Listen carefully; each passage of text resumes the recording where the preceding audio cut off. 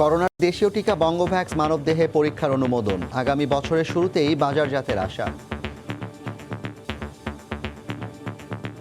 এক ডোজেই এই ভ্যাকসিনটি যথেষ্ট পরিমাণে প্রতিরোধ তৈরি করছে মানুষের শরীরে।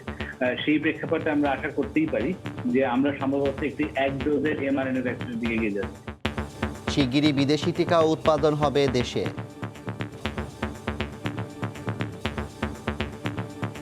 আগামী বছর বাংলাদেশ সরকারও কিন্তু টিকা উৎপাদন করবে।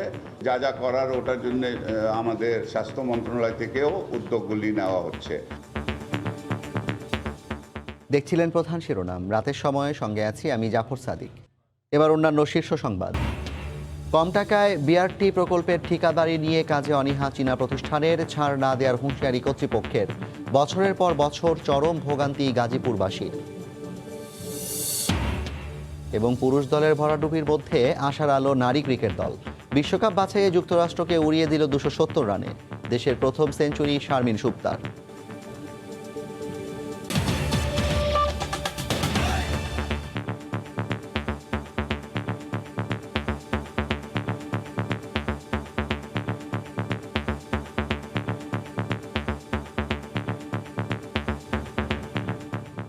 মানবদেহে পরীক্ষার অনুমোদন পেল করোনার দেশীয় টিকা বঙ্গভ্যাক্স। গ্লোব বায়োটেকের ভ্যাকসিনটি প্রাণীদেহে ট্রায়াল সফলতা পাওয়ার পর এই অনুমোদন দিয়েছে Bangladesh medical research council BMRC।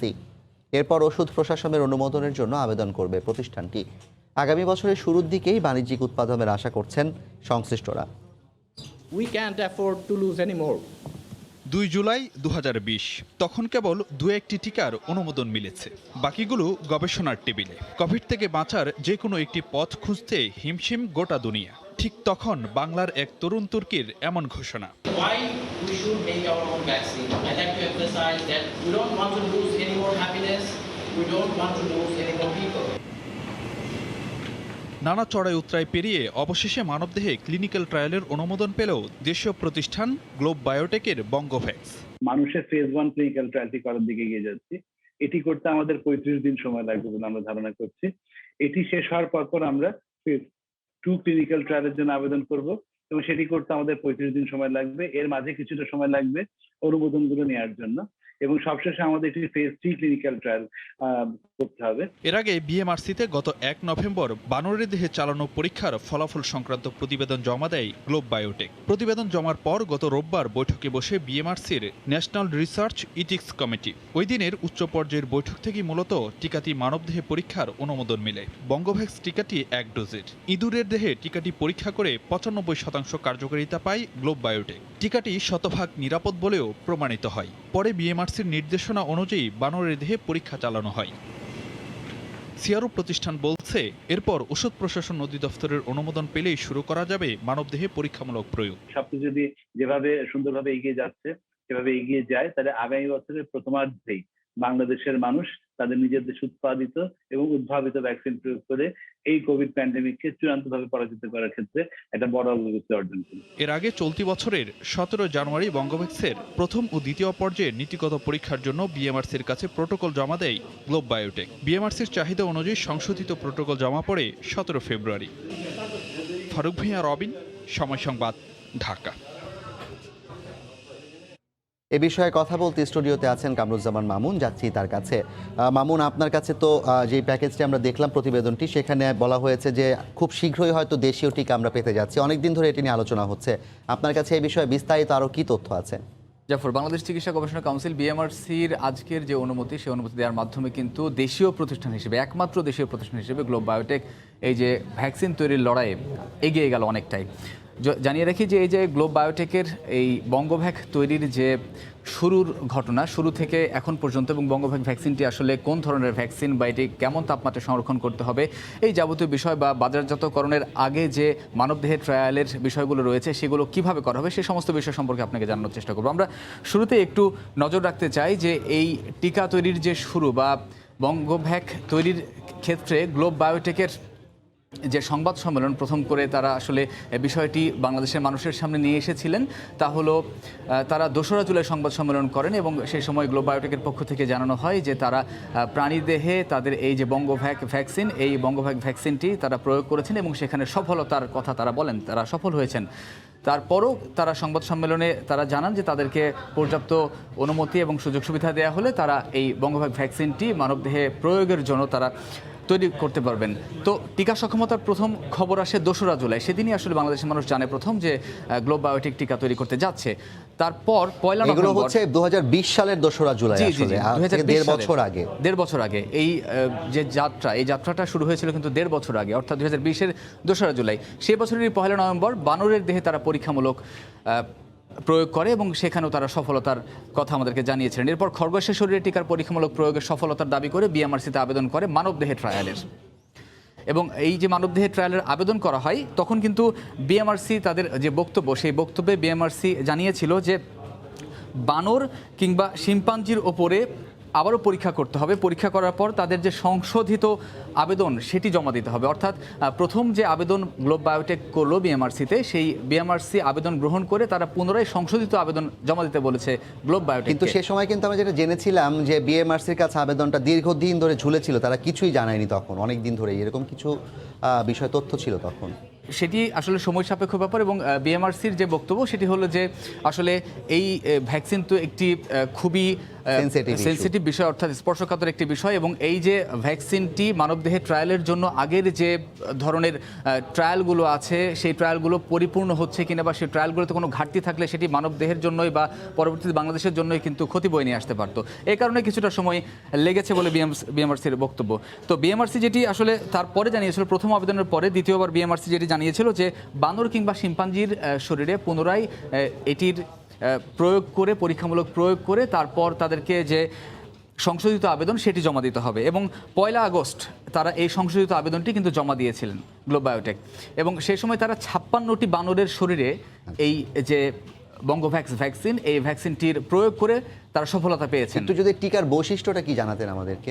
আচ্ছা, তার আগে জাফর, আমরা আমাদের সহকর্মী রোজিনা রুজি একটি প্রতিবেদন তৈরি করেছেন, সেই প্রতিবেদনটা একটু দেখে আসবো, তারপরে আপনার উত্তর দিচ্ছি।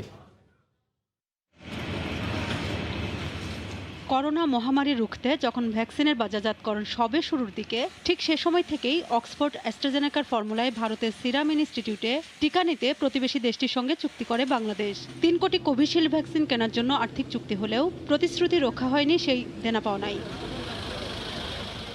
বিশ্ববাজারের বিকল্প উৎস আর কোভ্যাক্স থেকে টিকা নিয়ে দেশের ভ্যাকসিনেশন কার্যক্রম চালানো হলেও এখনও সেই অ্যাস্ট্রাজেনেকা বুঝে পেতে চায় বাংলাদেশ।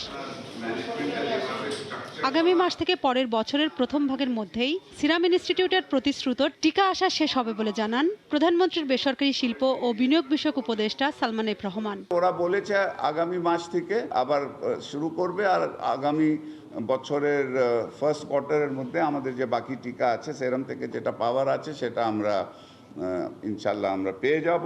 শুধু টিকা আমদানি নয়, দেশে উৎপাদনের প্রক্রিয়াও আগামী বছর থেকে শুরু হবে বলে জানান ওষুধ শিল্পের শীর্ষ এই উদ্যোক্তা। বাংলাদেশ সরকারও কিন্তু টিকা উৎপাদন করবে এবং ওটার জন্য যা যা করার ওটার জন্য আমাদের স্বাস্থ্য মন্ত্রণালয় থেকেও উদ্যোগগুলি নেওয়া হচ্ছে। আমি কিন্তু বিশ্বাস করি আগামী বছর বাংলাদেশে কিন্তু টিকা তৈরি শুরু হয়ে যাবে ইনশাল্লাহ। দীর্ঘমেয়াদে সুরক্ষা পেতে টিকার প্রয়োজনীয়তার কথা উল্লেখ করে সালমান এফ রহমান বলেন, বুস্টার ডোজও নিতে হবে সবাইকে। রোজিনা রুজি, সময় সংবাদ, ঢাকা। জাফর, আপনি আসলে বলছিলেন যে এই টিকার বৈশিষ্ট্য কি? এই টিকার আসলে বিশেষ কিছু বৈশিষ্ট্য রয়েছে, যেমন 1 ডোজেই কিন্তু অ্যানিম্যাল ট্রায়ালে কার্যকর অ্যান্টিবডি পাওয়া গেছে, অর্থাৎ 95% কার্যকর এই টিকাটি। এবং মানবদেহে সবচেয়ে চমৎকার বিষয় যেটি আমরা দেখেছি যে যতগুলো টিকা আমরা বিভিন্ন দেশে বৈশ্বিক সূত্রে নিয়ে এসেছি, আমরা দেখেছি প্রত্যেকটি টিকা কিন্তু আমাদের 2টি করে ডোজ দিতে হয়েছে, কোনো কোনো দেশ কিন্তু এখন বুস্টার ডোজও দিচ্ছে। আমরা এখন পর্যন্ত বঙ্গভ্যাকের যে সর্বশেষ তথ্য পেয়েছি তাতে এই বঙ্গভ্যাক 1 ডোজ দিলেই আসলে মানবদেহে কার্যকর অ্যান্টিবডি তৈরি হবে এবং সেটি 95% বা তারও বেশি। তো এ থেকে বলা যায় যে এক ডোজ ভ্যাকসিন যে উৎপাদনের সক্ষমতা সেটি আসলে গ্লোব বায়োটেক তাদের রয়েছে বলে দাবি করছে, যেটি এক ডোজ দিলেই মানবদেহে এটি কার্যকরভাবে কাজ করবে, অ্যান্টিবডি তৈরি করবে। জনসনের টিকাটা আন্তর্জাতিকভাবে প্রথম এক ডোজের টিকা ছিল, এরপরে আসলে আরো বেশ কয়েকটা এসেছে কিন্তু এত সাফল্য পায়নি। আপনি যদি একটু এই বিষয়ে কোনো তথ্য আছে কিনা যে তারা কিছু বলছে কিনা, এটা এই অ্যান্টিবডি কতদিন পর্যন্ত থাকতে পারে শরীরে? আচ্ছা, এই যে গ্লোব বায়োটেকের যে ভ্যাকসিন বঙ্গভ্যাক, এই বঙ্গভ্যাক যেমন দুটি টিকা দিলে, যেমন অ্যাস্ট্রাজেনেকা বলি বা কোভিশিল্ড বলি বা ফাইজার বলি বা মডার্না বলি, যেগুলো আসলে দুটি করে ডোজ দিতে হচ্ছে, এই দুটি ডোজ একটি ডোজ দেওয়ার পর নির্দিষ্ট সময়ে আরেকটি ডোজ যখন দিতে হচ্ছে, এই দুটি ডোজ দিলে মানুষের শরীরে যে পরিমাণ সময় অ্যান্টিবডি থাকে, এই একটি ডোজে কিন্তু সেই দুটি ডোজের সমান সময়ে কাজ করবে। তো এই বঙ্গভ্যাকের যে বিশেষত্ব সেটি হলো এটি যে এটি একটি সিনথেটিক ভ্যাকসিন, কিন্তু অর্থাৎ এটির যে উৎস সেটি প্রাকৃতিক উৎস থেকে নেওয়া, এটির যে উপাদান সেটি প্রাকৃতিক উৎস থেকে নেওয়া, এবং এই কারণে কিন্তু মানবদেহের সঙ্গে সহজে এটি মানানসই এবং মানবদেহের জন্য অতি দ্রুত সময়ে দীর্ঘ সময়ের জন্য কার্যকরী, গ্লোব বায়োটেকের দাবি যেটি। এবং এটির সংরক্ষণ পদ্ধতিও কিন্তু খুব একটা জটিল নয়, এটি কিন্তু 2 থেকে 7 ডিগ্রি সেলসিয়াস তাপমাত্রায় সংরক্ষণ করতে হবে। অর্থাৎ আমরা দেখেছি ফাইজার ছাড়া বাদবাকি যে টিকাগুলো রয়েছে সেই টিকাগুলো কিন্তু টিকা ভ্যাকসিন প্রয়োগের আগে 24 ঘন্টা আগে কিন্তু 2 থেকে 7 ডিগ্রি সেলসিয়াস তাপমাত্রায় সংরক্ষণ করতে হয়। বঙ্গভ্যাক কিন্তু শুরু থেকে 2 থেকে 7 ডিগ্রি সেলসিয়াস তাপমাত্রা সংরক্ষণ করা যাবে। তো আমরা বলতে পারি যে ভ্যাকসিন দেওয়ার আগে যে দীর্ঘ সময় ধরে এটিকে আলাদাভাবে একটা তাপমাত্রায় রাখতে হবে, বিষয়টি এমন নয়।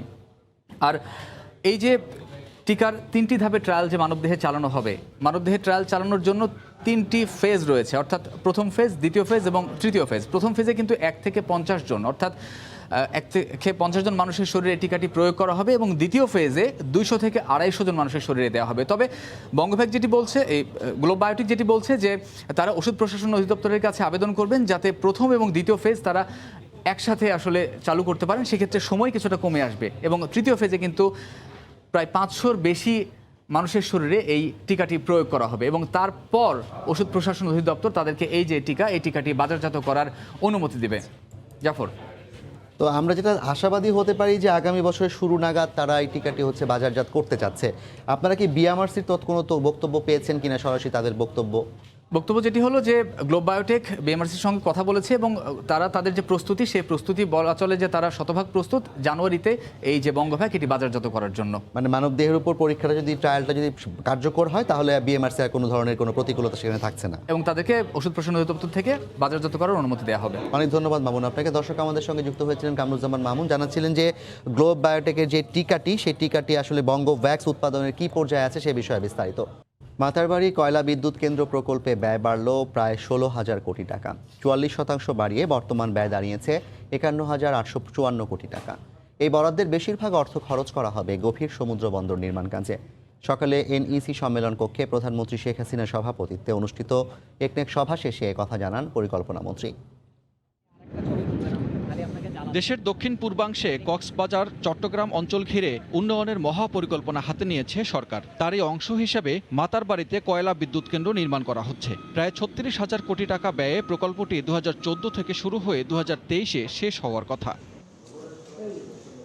প্রধানমন্ত্রীর সভাপতিত্বে 1.5 মাস পরে অনুষ্ঠিত একনেক সভায় সংশোধনী এনে প্রকল্পটির ব্যয় বাড়ানো হলো 15,870 কোটি টাকা। মেয়াদ বাড়ল 3 বছর। নতুন এই অর্থের বেশিরভাগ ব্যয় করা হবে মাতারবাড়ির সমুদ্র বন্দরকে গভীর সমুদ্র বন্দর হিসেবে ব্যবহার করার কাজে। 1200 মেগাওয়াটের একটি প্ল্যান্ট সহ আরও ডিপ সি এটা সেটা অনেক কিছু এখানে আছে। এটা একটা হাব বাংলাদেশের দক্ষিণে, সেই মাতারবাড়ির উপরে 51,854 কোটি টাকার মতো। হাওর এলাকার যোগাযোগ ব্যবস্থা উন্নয়নের জন্য তৈরি করা হবে উড়াল সড়ক। এজন্য 3,490 কোটি টাকা ব্যয় করতে চায় সরকার। মাননীয় প্রধানমন্ত্রীর ব্যক্তিগত আগ্রহে তার নির্দেশনায় উড়াল সড়ক আমরা একটা প্রকল্প নিয়েছি ওই এলাকার জন্য, এবং আরও অনেকগুলো কানেক্টিং রোড। খালি মাঝখান দিয়ে গেলে তো হবে না, গ্রামে গ্রামে নামতে হবে, ঘুরতে হবে হাওর এলাকায়। পরিকল্পনা মন্ত্রী জানান 2005-06-এর পরিবর্তন এনে 2015-16 নতুন ভিত্তি বছর ধরে বাংলাদেশের অর্থনীতির আকার দাঁড়িয়েছে $411 বিলিয়ন। এছাড়া এখন দেশে মাথা পিছু আয় $2,554 বা 2,16,589 টাকা। সানবীর রূপল, সময় সংবাদ, ঢাকা। গাজীপুর সড়কে বছরের পর বছর দুর্ভোগ যেন পিছু ছাড়ছে না সাধারণ মানুষের। বাজেটের চেয়ে কম টাকায় গাজীপুর থেকে উত্তরা পর্যন্ত সড়কের কাজ নিয়ে বিপাকে চীনা ঠিকাদার প্রতিষ্ঠান জেটিইজি। সংশ্লিষ্টরা বলছেন, বাজেটের চেয়ে 27% কম টাকায় কাজ শুরু করলেও পরে এসে নিজেদের হিসাব মেলাতে পারেনি প্রতিষ্ঠানটি। এতে থমকে আছে পুরো কার্যক্রম।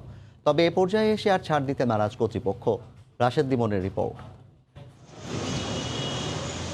গাজীপুর থেকে উত্তরা এই পথে যারা নিয়মিত যাতায়াত করেন তারা হাড়ে হাড়ে বোঝেন দুর্ভোগ কাকে বলে। গত কয়েক বছরে এই পথে চলাচল মানেই নাভিশ্বাস।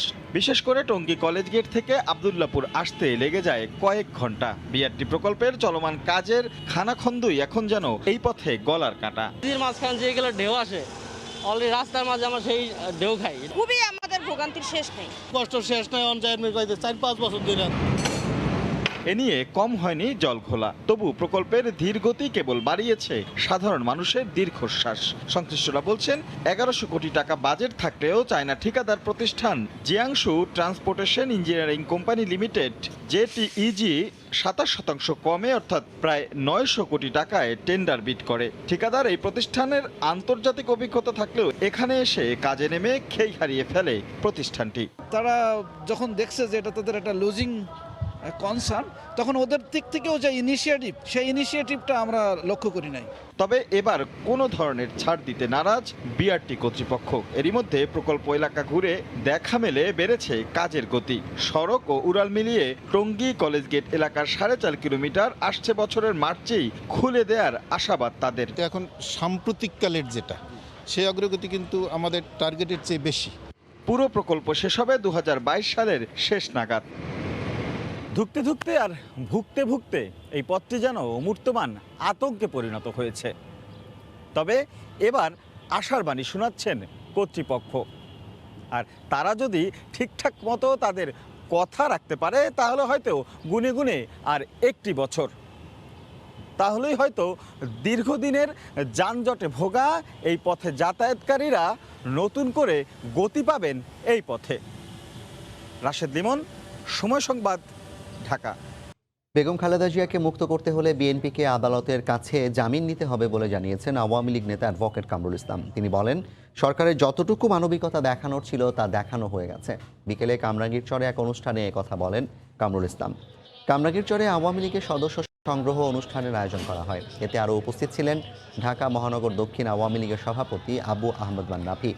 এ সময় দলের প্রাথমিক সদস্যপদ নবায়ন ও নতুন সংগ্রহ কার্যক্রমের উদ্বোধন করা হয়। অনুষ্ঠানে কামরুল ইসলাম এমপি বলেন, বিএনপি কিছুদিন পরপরই আন্দোলনের হুমকি দেয়। আন্দোলনের নামে বিশৃঙ্খলা হলে রাজনৈতিকভাবেই তাদের মোকাবিলা করা হবে। আমরা 41 সালে উন্নত দেশের স্বপ্ন দেখি, সেই স্বপ্নকে চুরমার করে দেওয়ার জন্য ষড়যন্ত্র কিন্তু থেমে নাই, ষড়যন্ত্রকারীরা কিন্তু থেমে নাই। বিএনপি কিছুদিন পরপরই আন্দোলনের হুমকি দেয়, পারে না। খালেদা জিয়া অসুস্থতা নিয়ে আন্দোলন করেন, কি বলেন, খালেদা অসুস্থ, বিদেশি চিকিৎসার জন্য দরকার, হয় আদালতের মাধ্যমে আপনারা জামিন নিয়ে যাবেন, আর নয় মহামান্য রাষ্ট্রপতির কাছে ক্ষমা ভিক্ষা চাইবেন।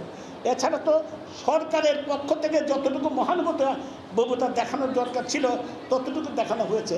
আর তো এর বেশি তো মহানুভবতা দেখানোর কোনো প্রশ্নই উঠে না। এবার বাণিজ্যের খবর।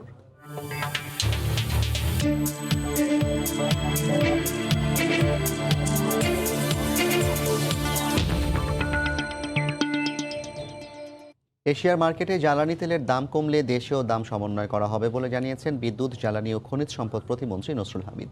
মঙ্গলবার বিদ্যুৎ খাতে দীর্ঘমেয়াদী পরিকল্পনা শীর্ষক এক সেমিনারে প্রতিমন্ত্রী বলেন, আমেরিকার বাজারে জ্বালানি তেলের দাম কিছুটা কমলেও এশিয়ান মার্কেটে তেলের দামে কোনো প্রভাব পড়েনি।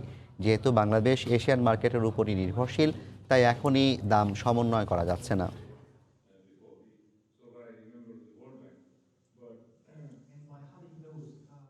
আমেরিকান মার্কেটে জ্বালানি দাম কমছে, বাট এদিকের এশিয়ান মার্কেটে কমে না। আমরা যে মার্কেটে প্লেট ধরি সেখানে ওই ধরনের অ্যাডজাস্টমেন্ট করে না। আবার যখন পৃথিবীতে দাম কমবে অবশ্যই আমরা কমাবো, আবার যখন বাড়বে তখন আমরা আবার অ্যাডজাস্টমেন্টে যাব। 50 বছরের মাথায় আমরা আমাদের বিদ্যুতের ক্ষেত্রে আমরা একটা বেসটা তৈরি করে ফেলছি। আমরা এখন যেটা আমাদের হবে সেটা আরও বেশি নিরবিচ্ছিন্ন কীভাবে আমরা করতে পারি, বিদ্যুতের ক্ষেত্রে আরও বেশি আমরা মোর সাস্টেনেবল কেমনে করতে পারি এবং এফোর্ডেবল। নারী ক্রিকেট বিশ্বকাপ বাছাই পর্বের খবর। পাকিস্তানের পর এবার বিশ্বকাপ বাছাই পর্বে যুক্তরাষ্ট্রকে হারালো বাংলাদেশ নারী ক্রিকেট দল। ব্যাটারদের নৈপুণ্যে 269 রানের বিশাল ব্যবধানের জয় পেয়েছে টাইগার্সরা। টস হেরে শুরুতে ব্যাট করে শারমিন সুক্তার সেঞ্চুরিতে 322 রানের বড় স্কোর করে বাংলাদেশ। জবাবে মাত্র 53 রানে গুটিয়ে যায় মার্কিন নারী দল। ম্যাচ সেরা হয়েছেন বাংলাদেশের শারমিন সুক্তা। বিশ্বকাপ বাছাই পর্বের প্রথম ম্যাচে পাকিস্তানকে হারিয়ে ফুরফুরে মেজাজে থাকা বাংলাদেশ নারী ক্রিকেট দল দ্বিতীয় ম্যাচে মুখোমুখি হয় যুক্তরাষ্ট্রের। হারারেতে ফেভারিট হিসেবেই এদিন মাঠে নামে সালমা রুমানারা। টস হেরে ব্যাটিংয়ে নামা বাংলাদেশের শুরুটা হয় দুর্দান্ত। দুই ওপেনার মুর্শিদা আর শারমিন সুক্তার ব্যাটে আসে 96 রান। 47 রান করে মুর্শিদা বোল্ড হয়ে ফিরে গেলেও অন্য পাশে রানের চাকা সচল রাখেন সুক্তা। এরপর অধিনায়ক নিগার সুলতানা কিছুটা প্রতিরোধ গড়ার চেষ্টা করেন। 33 রান করে সাজঘরে ফেরেন নিগার। পরে ফারজানা আর সুক্তার ব্যাটে চড়ে রানের পাহাড় গড়তে থাকে টাইগ্রেসরা। 11টি 4-এর মারে প্রথম বাংলাদেশি নারী ক্রিকেটার হিসেবে সেঞ্চুরি তুলে নেন শারমিন সুক্তা, যার লিস্টে ক্যারিয়ারে প্রথম। শেষ পর্যন্ত সুক্তার 130 ও ফারজানার 67 রানের সুবাদে 5 উইকেটে 322 রানের বিশাল স্কোর গড়ে লাল সবুজের প্রতিনিধিরা। জবাব দিতে নেমে বাংলাদেশের দাপুটে বোলিংয়ের সামনে মুখ থুবড়ে পড়ে যুক্তরাষ্ট্রের ব্যাটিং লাইন আপ। দলীয় 25 রানেই হারায় 6 উইকেট। সালমা, রুমানা, ফাহিমাদের সামনে দাঁড়াতেই পারেনি মার্কিন নারী ক্রিকেটাররা। ফলে মাত্র 53 রানেই যুক্তরাষ্ট্র গুটিয়ে গেলে 269 রানের বিশাল এক জয় পায় টাইগ্রেসরা। সেঞ্চুরি করার পাশাপাশি দলের জয়ে অবদান রাখায় ম্যাচ সেরা হয়েছেন শারমিন সুক্তা। তাই ম্যাচ শেষে উচ্ছ্বাস প্রকাশ করেন এই ব্যাটার। সেঞ্চুরি করতে পেরেছি, দলের জয়ে অবদান রাখতে পেরেছি, এটা ভেবেই খুব ভালো লাগছে। নিজের ওপর আস্থা ছিল শতভাগ, মাঠে সেটার প্রয়োগ করেছি। আশা করি পরবর্তীতেও এমন ভালো কিছু করতে পারবো।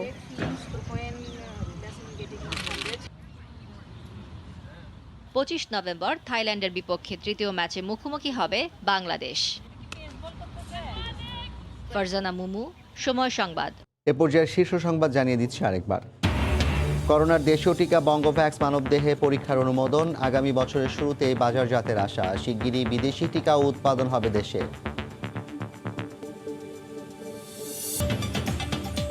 এই ছিল রাতের সময়। সঙ্গে থাকুন সময়।